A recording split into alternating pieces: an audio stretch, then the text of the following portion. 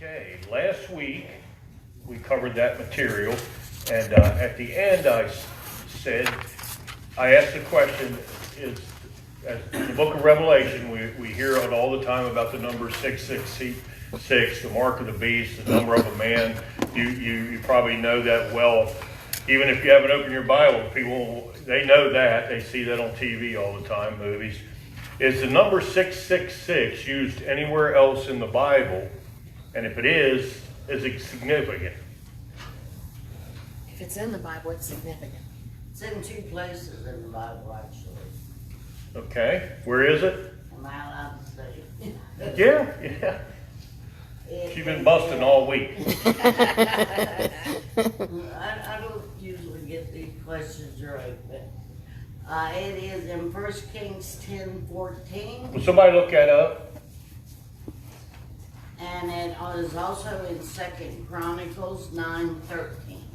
And if I'm not mistaken, they may be repeat passages, parallel passages. Second Chronicle what? 2 Chronicles 9:13. Thank you. You got that, Sarah? Yeah, I'll get it. I got the other one. You got one? Read it for us. Kings 10:14. 1 Kings 10:14. Now the weight of gold which came into Solomon in 1 year was 666 talents of gold. Did you hear that, what she read? It says the weight of the gold that came in when Solomon was collecting gold for the temple was 666 talents, which was a bunch of gold. That's for 1 year. For 1 year. Does that have any relationship to the 666 of Revelation? Or vice versa?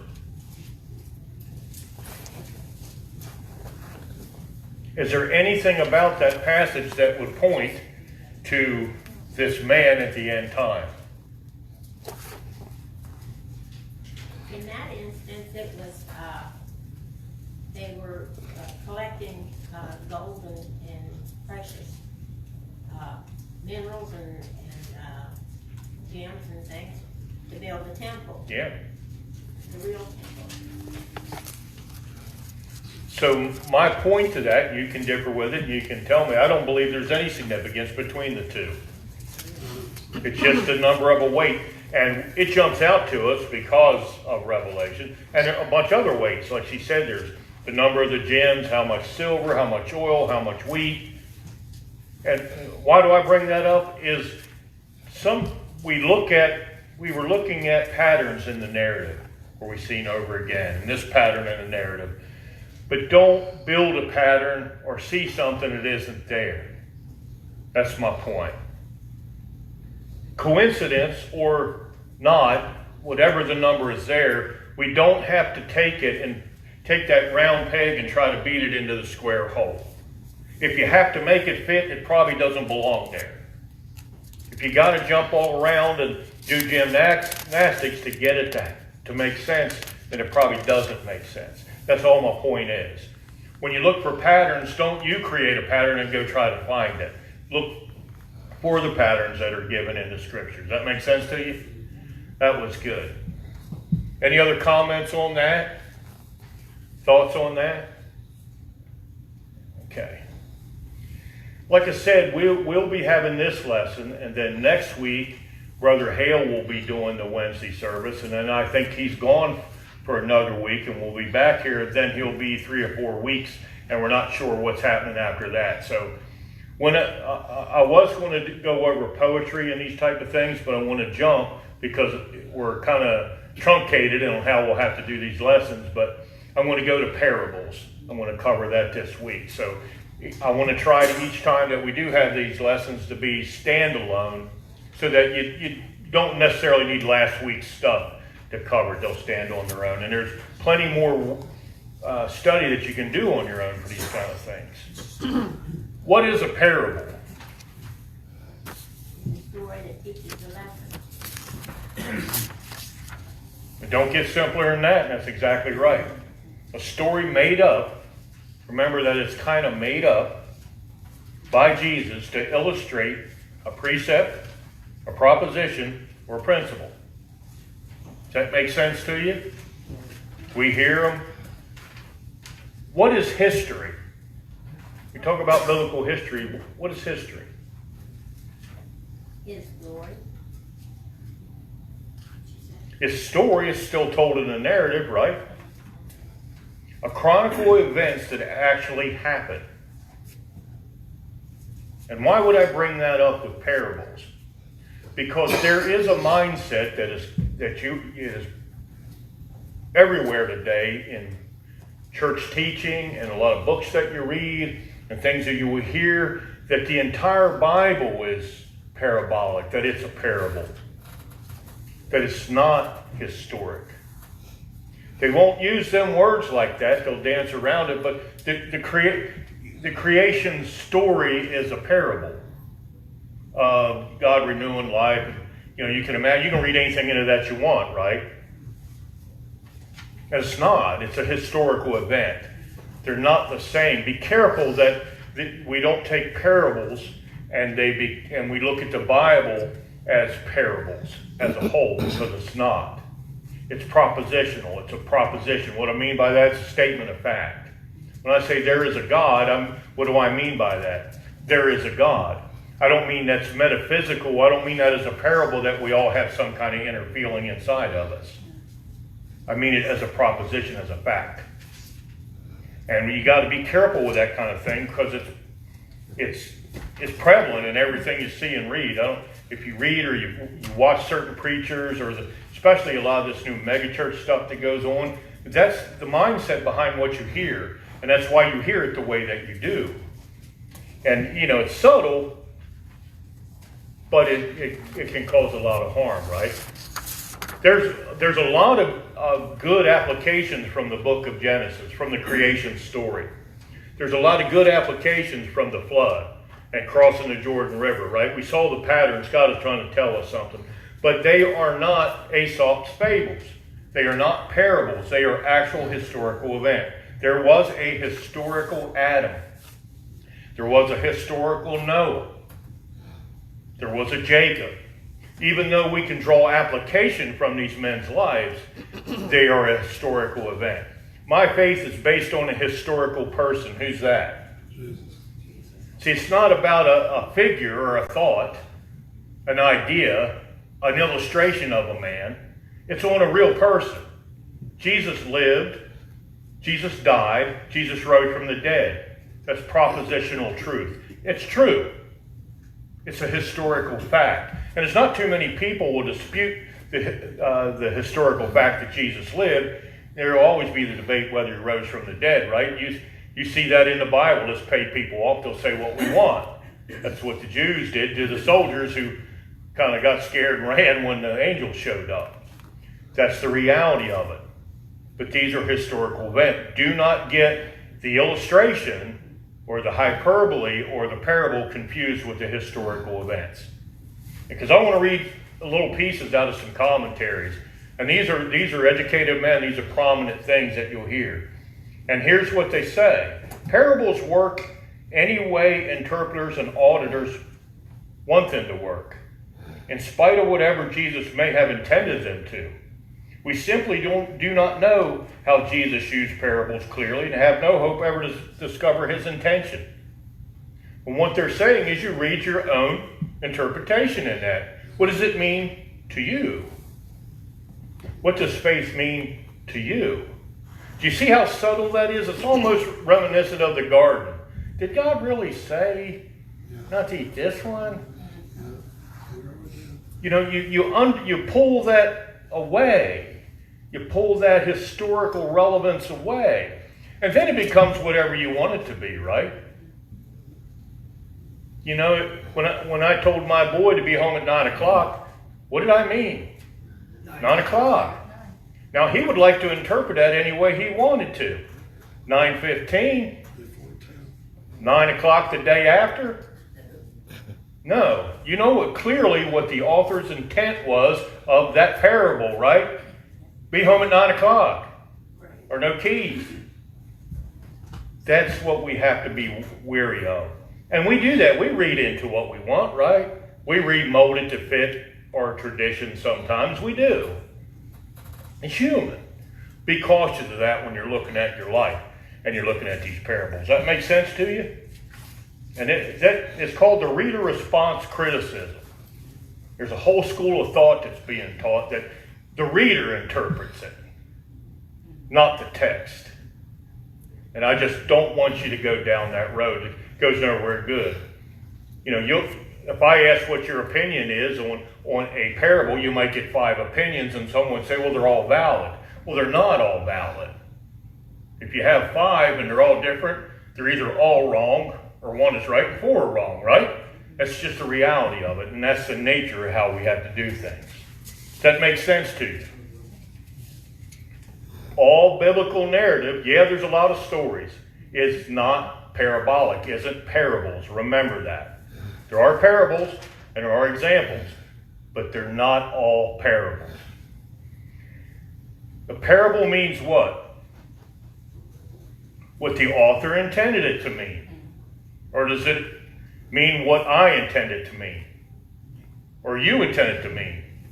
Or a preacher intended it to mean? Or a commentator intended it to mean? No. It means if you're honest and you dig at this, you're trying to get under the underlying heart of what the author meant. When you're reading a parable of Jesus, what did Jesus mean? What was he trying to say?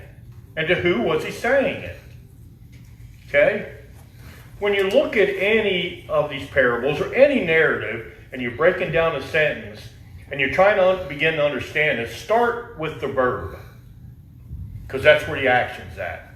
And bust it out from there. And it'll give you, instead of how the whole thing makes you feel, start with the verb. Let me give you just an illustration of that. Jeff threw the ball. I want you to interpret that. Well, what's there to interpret? Jeff threw the ball, right? Well, let's break that down. What does throw mean? What does it mean to throw the ball? Like this? Like this? Like this? Like this? What's a ball? What do we mean by ball? You see, as we begin to take that apart, we start hanging meat. Well, if you hear me say that, and I'm speaking in a context of today, I didn't mean a basketball because basketballs aren't thrown, they're passed. And if I say Jeff threw the ball, what comes to your mind right away? For baseball, softball, or baseball when you throw it. For Fred, it's a baseball, what comes to your mind?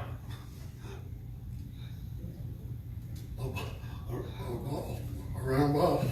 Or Jeff throwing a ball to the dog. Or the grandkids. Well, it could be any type of ball. It could be a tennis ball, baseball, softball. I mean, there's all kinds of different balls. But it's probably round, right? The balls are round. You see, what color is the ball? You didn't say. I didn't say, it's not in the text, so it's probably not relevant, right? Jeff threw the ball. The name Jeff means, in Latin, Jeffus Mechanicus, which means the sampler of pork rinds.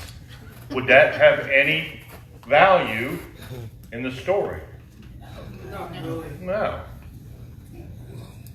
If it meant Jeff, the baseball player, might have relevance to the story.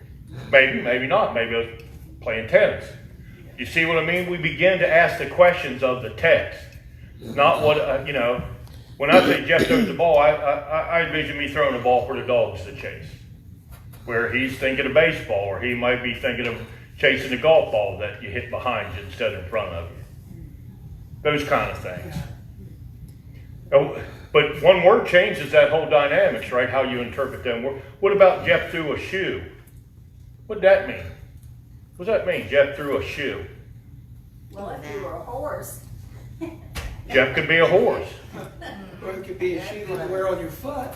Yeah. I mean, Why would Jeff throw a shoe? Well, a horse might, Jeff might. He was throwing it at the goats to get them off the porch. I've seen the chicken take a shoe in the head from Debbie. Was there more than one? Well, she threw the shoe. Well, I'm out of shoes, so I started using rocks. You see what I mean? Chicky. There's more to that sentence when you begin to take it apart. And if you change one phrase or you try to bend that around, you can change the meaning. That's why you take the meaning of the text. Same in the parable. What if it said Jeff threw a fit? Does it change the whole dynamics of what does it mean to throw in that sentence? What's that mean? The add one. That it- Performed. An emotional response. It's a lot different, right? Yeah. I might have thrown something, or I might have hollered, or yelled, or screamed. I threw a fit, stomped up and down, went home, pouted, whatever. You see, there's a lot to everything when you read it. Take the time, take it apart, but stay in the text. Does that make sense to you? That's what start with the verb and work from there, because that's where the action's at, right? Who threw the ball? Jeff. You did. What did Jeff throw? A ball. You see, it all pivots on that action. So always look for the action, and it'll help you take that apart. Well, I think that's also why we're told to not take a sentence or two out of context of the entire paragraph or whatever in Yeah. the chapter, because it helps us to When we're focus. You're right. When you're interpreting that sentence, you got to look at it in the context of the passage, and maybe the context of the times in which the passage was written, and the context of who that author was that was writing it. There's a lot to imply in that one sentence. It's more than just Jeff threw the ball. You know, it's fourth quarter, 1 minute to go. You know, it's 4th and 44 yards, and Jeff backs up, and Jeff threw the ball. Means something a lot different, right? Yeah. Or Jeff was in his yard playing with his dog, and Jeff threw the ball. Jeff was in his yard playing with the dog, and Jeff threw a fit. Changes the dynamics of the story. So words matter, thoughts matter, understanding what those words mean matter, and apply them also to the parables. The parable is given has one meaning. Basically has one overarching meaning. Has a million applications, right? And be careful how we take that apart. Be careful of historic ideas about parables. Look at it, weigh it out. Like I said, when we read anything in the Bible, we study anything in the Bible, when we study these parables, keep these three indicators in mind. How does it show the glory of God? How does it show the work of Christ? And how does it show my faith being demonstrated through obedience? Those will be the three things to look for in every biblical passage, pretty much in parables. Parables are abused beyond belief today. You know, now the socialists are using parables to get you to, not damage the environment. And I don't think that was the point of the parable. So keep all that in mind. Anybody got any questions on that? Does that make sense? What does a passage mean? What the author intended. What the author intended it to mean. That's the goal study, isn't it? What does the author intended it to mean? Okay, why did Jesus speak in parables? Make it easier to understand. And so it sticks with you. It sticks with you. What's that? It sticks with you. It helps you remember. Well, I think to confound the wise, the ones wise in their own mind. Any other ideas? Make you think about it. Those are all pieces of it. And it's a common perception that Jesus done that to make the complex things simple. But that's kind of contrary to what he said. So let's read what he said. And let's turn to Matthew 13:10. It's not that the things that you said aren't valid, because they are, because they do. But there's more of an underlying idea. Will somebody read that 10 through 15? Can somebody read that? I got it. 10 through 15. Yeah. What version are you reading from? The New International Okay. Standard. What was I reading through? 10 to. 10 through 15. Okay, and the disciples came and said to him, why do you speak to them in parables? And Jesus answered, to you it has been granted to know the mysteries of the kingdom of heaven, but to them it has not been granted. For whoever has, to him more shall be given, and he will have an abundance. But whoever does not have, even what he has shall be taken away from him. Therefore I speak to them in parables, because while seeing they do not see, while hearing they do not hear, nor do they understand. In their case, the prophecy of Isaiah is being fulfilled, which says, you will keep on hearing, but will not understand, for you will keep on seeing, but will not perceive. For the heart of this people has become dull. With their ears they scarcely hear, and they have closed their eyes, otherwise they would see with their eyes, hear with their ears, and understand with their heart, and return. That's 15. Yeah. It begins there where they want to know, why do you speak in parables? Why don't you just tell us plain? I mean, that's a valid question from the disciples. Then why don't you just tell us what you mean? And Jesus answered them, to them, to you it has been given, secrets of the kingdom, but to them it has not been given. Who's to you that it's been given? Who's he talking to? Disciples, The ones who believe in disciples of his followers, or however you want to put it, but his disciples. And who has it not been given to? Us, it, the unbelievers. the unbelievers, but Is it just unbelievers whose minds might be shut? Jews as well. For the one who has, more will be given. You often hear that when it comes to money, don't you? Yeah. Throwing stuff in the plate has absolutely nothing to do with what you throw in that plate. I just wonder if the people who espouse that kind of stuff ever actually read the whole book. It boggles the mind. Either that or you're just dishonest. Next, we want to think he's talking about they, the one who has. For the one who has, more will be given, and he will have an abundance. But the one who has not, even what he has will be taken away. What did Jesus mean when he said, he who has ears, let him hear? And he was saying this to his disciples. What do you think he meant by that? Because didn't everybody have ears? There were some people who were deaf, but didn't most people got ears or can hear in some fashion or form? I don't think he was talking about a physical aberration, was he?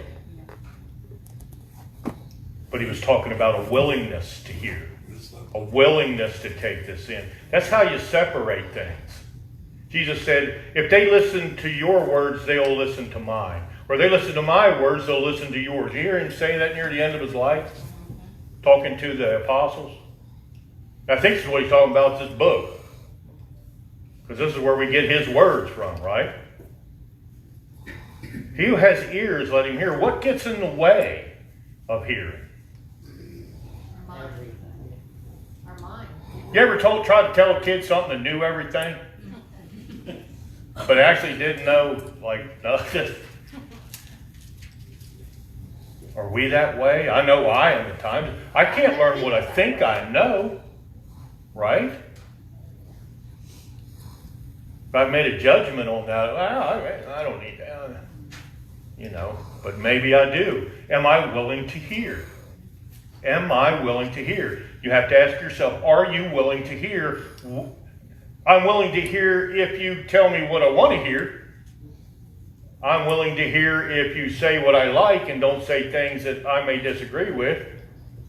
You see how that worked out for Jesus, didn't you? It's not always the way it is. This isn't always a pleasant book. The mirror of the Scripture often, in my own life, reveals ugliness and distortion and all kind of issues and problems. I think that's what it means to hear. You know what I hear when I see that sometimes? I hear my grandfather saying, I mean you. This means you. I'm talking to you. Remember that when you'd be daydreaming? He said, hey, I'm talking to you. I thought he was yelling at the people behind me. And I was the only one standing there. This means you, and we'd be willing to hear. And if you're willing to hear what you get and what you grow in, you'll get more in abundance. And why would you give somebody anything who doesn't think they need anything? Even what you think you have, you don't. It's the very nature of truth. Does that make sense to you? He tells us why. And there's a deeper picture in that too.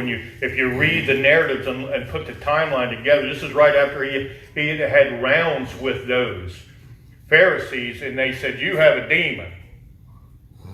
And he said, the Son of Man will forgive anything said about him, but not spoken against the Spirit. If you notice, he put a condemnation to them. And then it said, from then after he only spoke in parables. The parables are also what? A judgment. What does it say? He's reading the judgment of Isaiah on him. If you can't hear this, it's a judgment.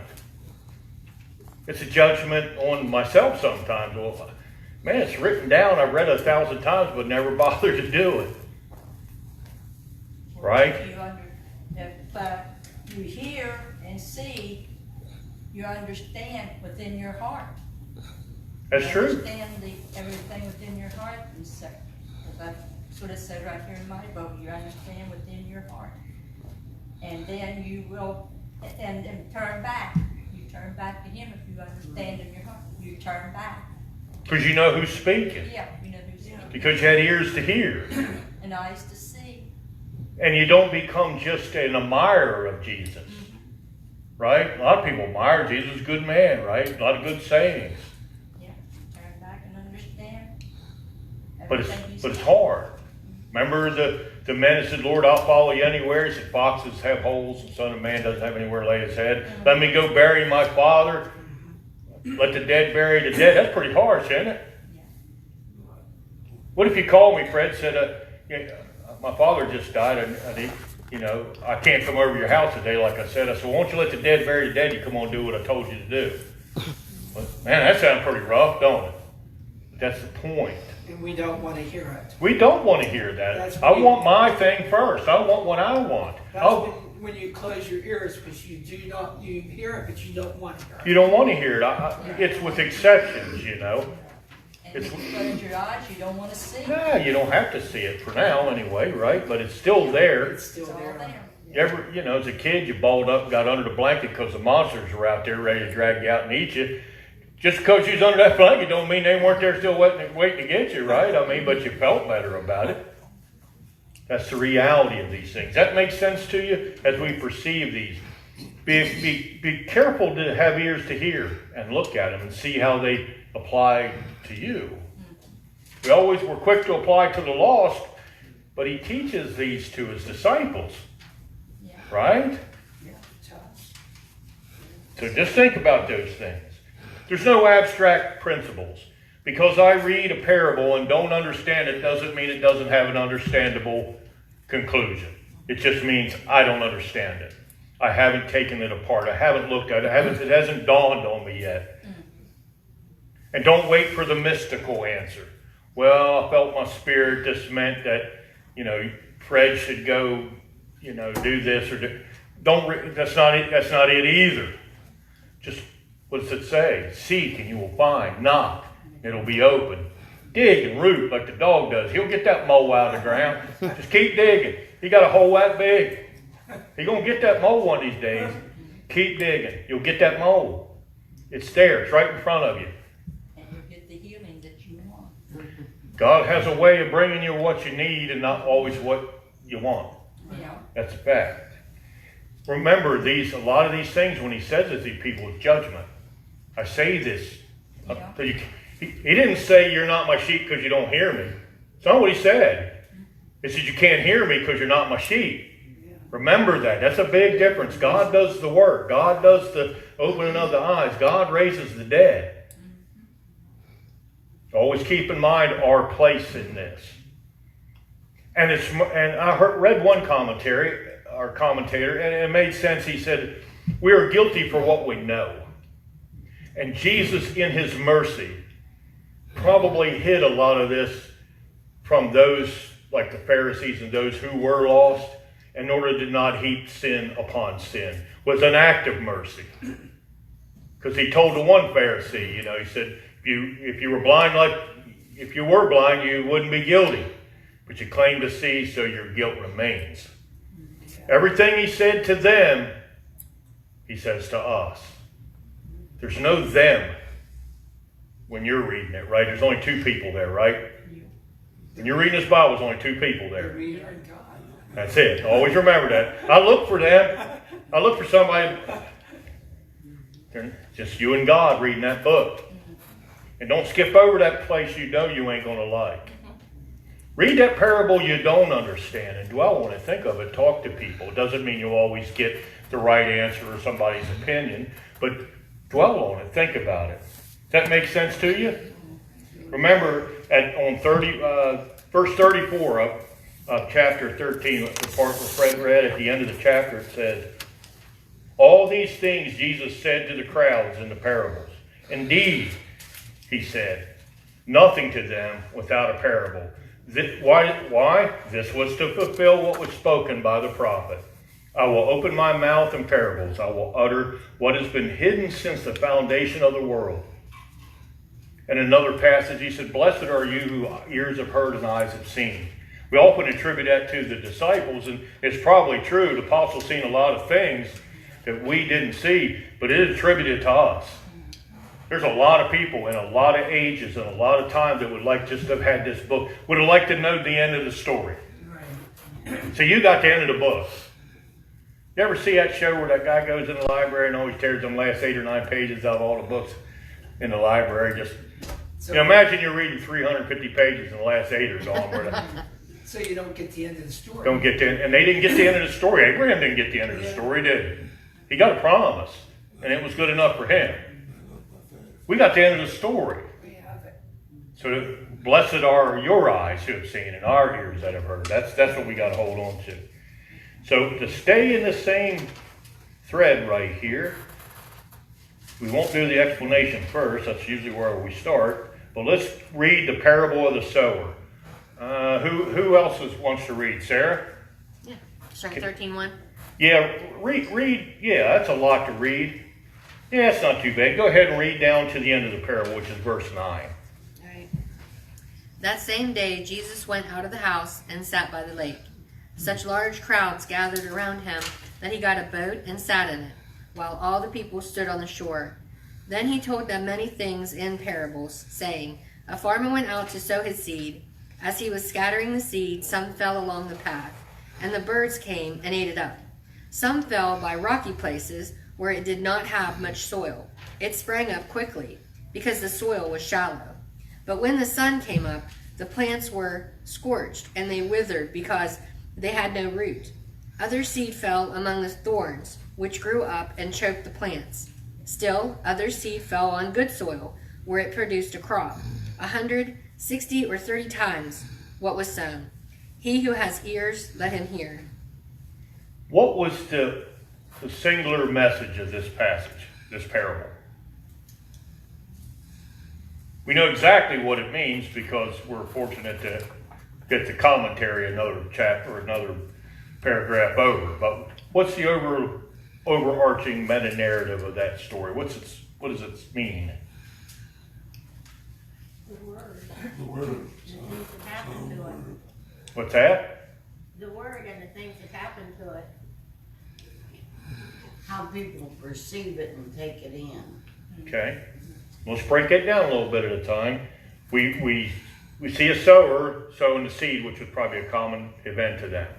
And the way they did it back then, they didn't have machinery and all like that. They would be long rows where a guy could kind of walk, and they where the guy beat up and down. You ever walk on the side of your garden that's hard, and they left that there. And that's the guy who was good could broadcast and throw that seed. Now he couldn't pinpoint it. He's going to get some in the rock and some on the sides, and some. But he would throw that.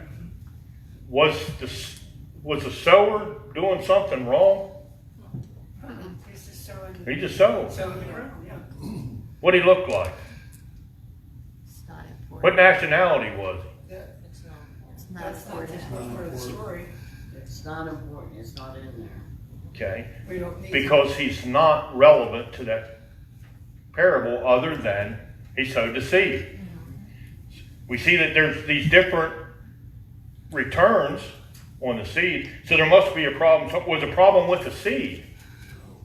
Not on the seed. Well, how do you know? It's Because how, when it was on good ground, it grew. it's how the seed, where it landed and what it landed on and how it grew. The same seed fell on the rock. Well, it grew here, didn't grow there, so the problem wasn't with the seed or the sower, right? Now, sometimes we hear this parable used about what the sower ought to be doing or how to prepare the seed and make the seed prettier or better or more palatable. That's just not true. You just throw the seed. The seed, yeah. What was the problem? Where it landed.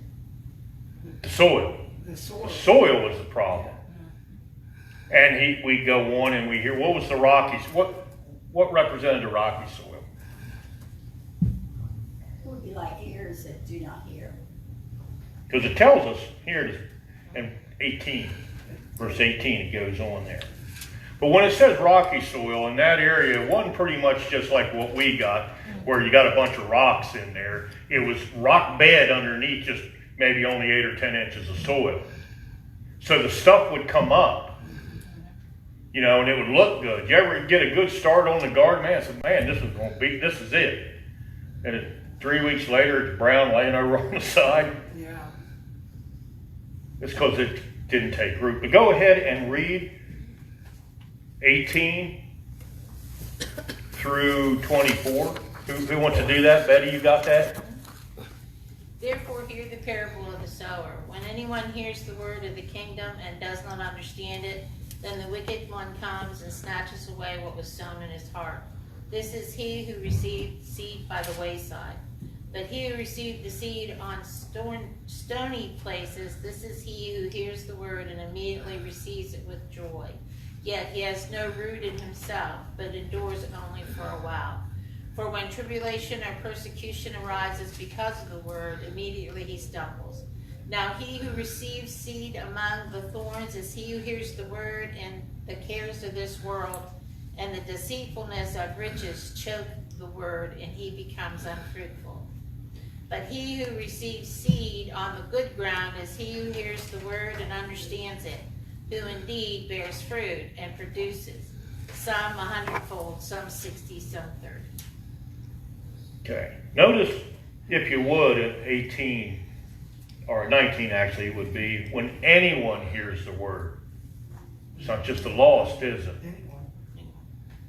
Have we not seen people come and accept gladly and then get choked out and you never see them again?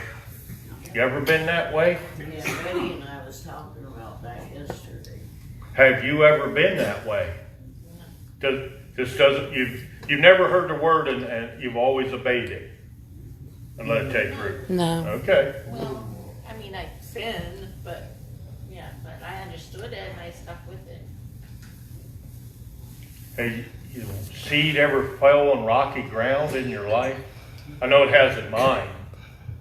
Hasn't taken hold. I'm not talking about the salvation message. I'm talking about all of the seed. Right? I assume that's what he meant here.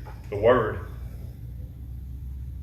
Sometimes does it fall on the wayside for us and it doesn't produce anything?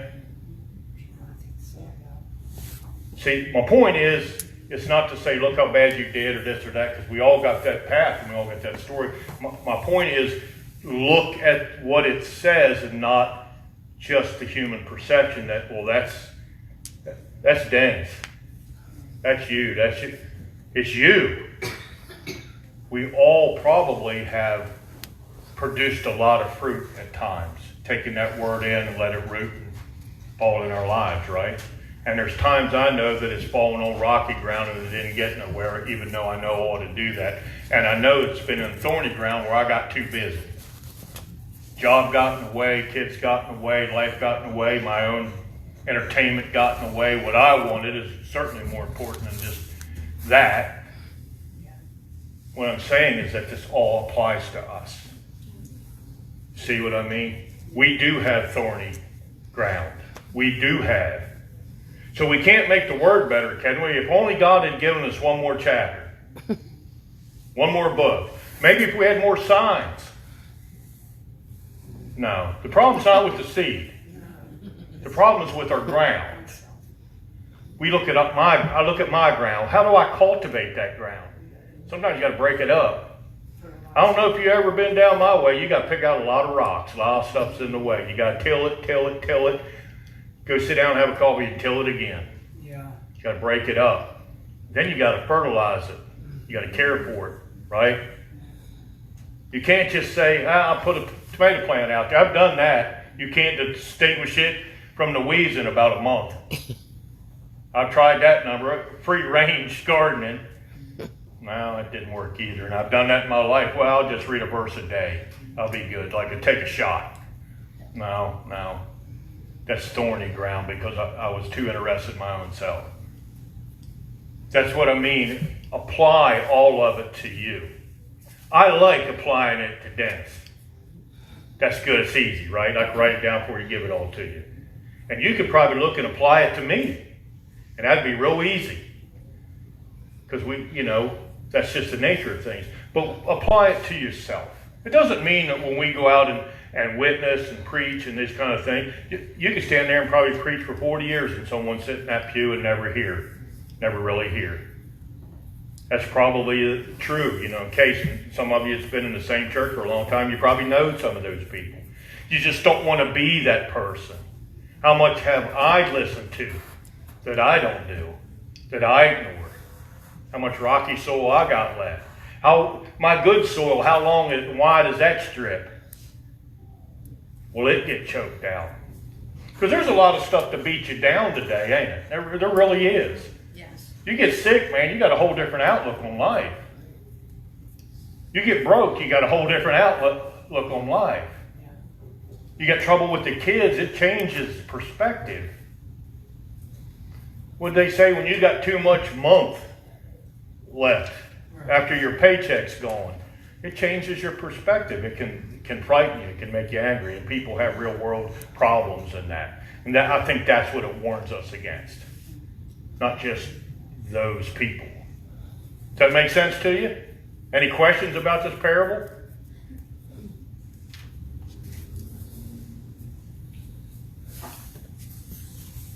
Should we look at Dennis some more and find some stuff in there about his Dennis? Or maybe the other Dennis. There's a lot. You can almost pick, there's two, you can choose which one you want to pick on. Well, my point is, you ever hear a sermon and somebody comes right to mind?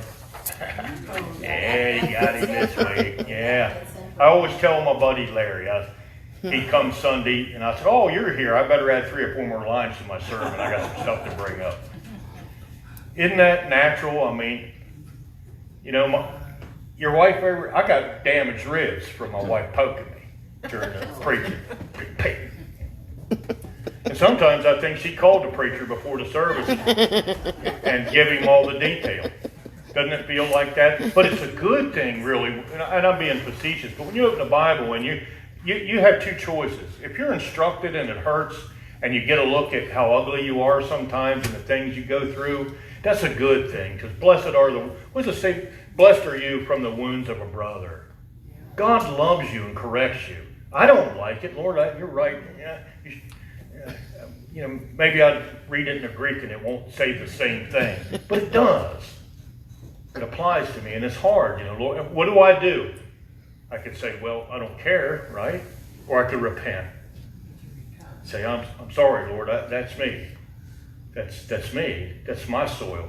I did that. You see what I mean? That's the approach. Not anger, not frustration, not look at yourself, well, everybody's going to know that I was A, B, C, D, and E. They already know. Man, I could be a jerk. Like anybody that knows me already knows that, so you don't have to be publicly embarrassed. The thing is God knows, and I change my heart who I am. That's what parables do. If you got ears to hear. If you don't, you'll say, well, that applies to Dennis. That's all them lost people, them ones you see. That's them. That's them. No, it's you. Keep that in mind. This was written to you. Yeah. I would take some things out if I could. Like maybe from Matthew to Revelation, but other than that, I'm good. My grandfather say the only thing you ever did in the Bible, boy, was have the 2 covers. And he was right. The reality is it applies to us. Take the parables and make them apply to you. Yeah. Does that make sense? Any thoughts, comments, arguments? Don't look at me like that, Dennis. Sarah, you got anything? No, just made me think of when, we're thinking about other people, and I've done that too, but I don't know how many preachers have said, stop worrying about the guy beside you and put it through your filter first. And so, God tells us, don't pick a board out of your brother's eye when you got a splinter in yours. Yeah, That's you just hear what- that, but that's not the end of that illustration, is clear your eyes so you can help your brother. Doesn't mean you don't go help your brother. Doesn't mean you don't teach what's true. You just don't, you got to be able to fix yourself, because then when you're wounded and stitched up, you can help the next guy. It's bringing it back to yourself. It always It is. always brings it back to you. When I stand before God, I don't get to blame Debbie for nothing. I should. I should be able to. But you can't.